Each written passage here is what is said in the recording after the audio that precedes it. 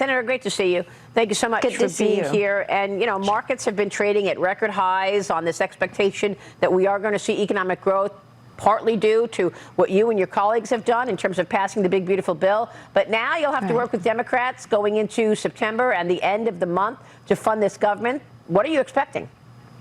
Well, Maria, what we have to realize is Democrats picked a side, and it's the radical left. And it is not the American people. And the Democrats lost at the ballot box, in the courts, in Congress, and now they're choosing obstruction.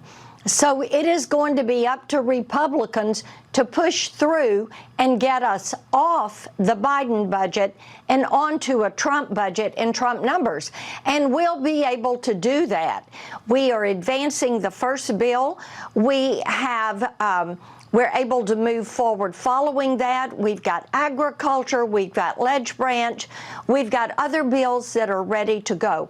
And it is an imperative that we get off the Biden budget and these Biden CRs and this out-of-control spending and actually do appropriations bills where we can cut a little bit more. Right. We do rescissions as we do appropriation bills. So this is good for the American people.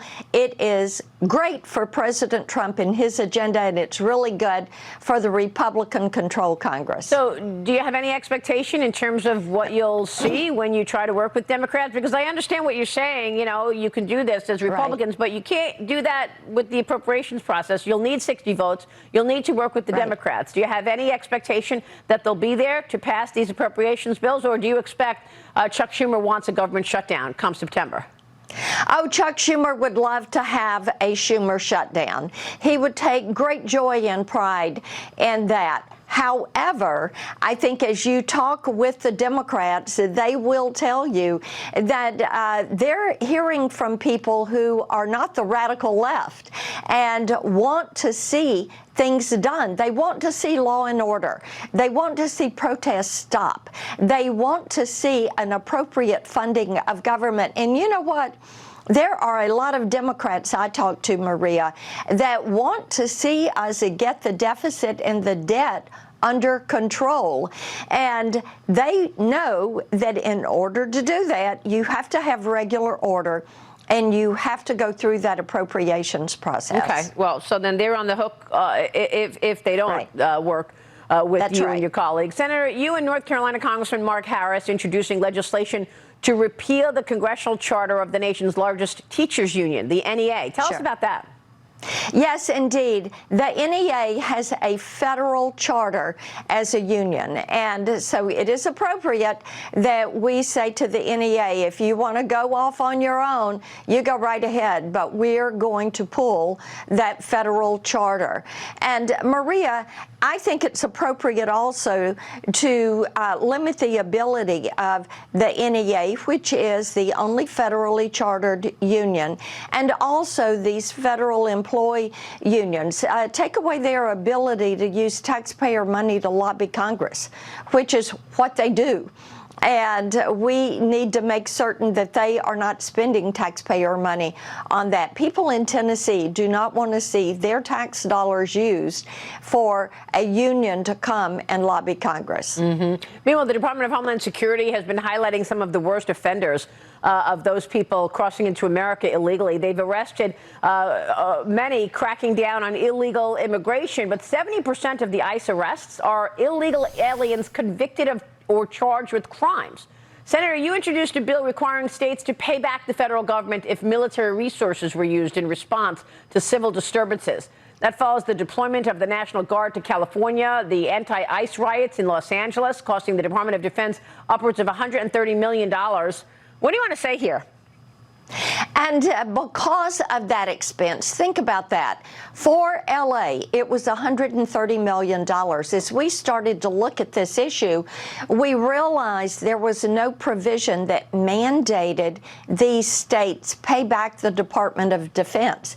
So that is what we filed legislation to do. This would create that mandate that when the Guard has to be called in to protect individuals, to protect federal property, property, that it is up to these cities and states to actually reimburse the U.S. Department of Defense for that expense. That way, citizens in that state are paying for that safety and security and those provisions, and it is not going to be individuals in other states having to foot the bill because you have sanctuary cities and blue city mayors that will not get these actions under control. Senator, before you go, we've been talking all morning about this Russia collusion story, and I know 8 to 10 years ago I was talking with you about it. Very often, about the fact that I believed it was a complete lie 10 years ago, and that I knew that they had no evidence to charge President Trump with this ridiculous nonsense of him colluding with Russia. You said the same thing. What's your reaction to what we're seeing now with this declassification of documents? Do you think we'll finally see accountability? I do think we will. I am grateful that DNI Gabbard decided to release 100 documents. So people who have said there's no proof, there's the proof. She laid it out for people to see. And Maria, when you even go back into the FBI and the way Comey would not go after Hillary Clinton for the way she used the servers, and the fact that they knew that Hillary Clinton was prepping this dossier, and then they briefed President Trump knowing that this is all garbage that has been made up by the Clinton campaign, and then they carry this forward.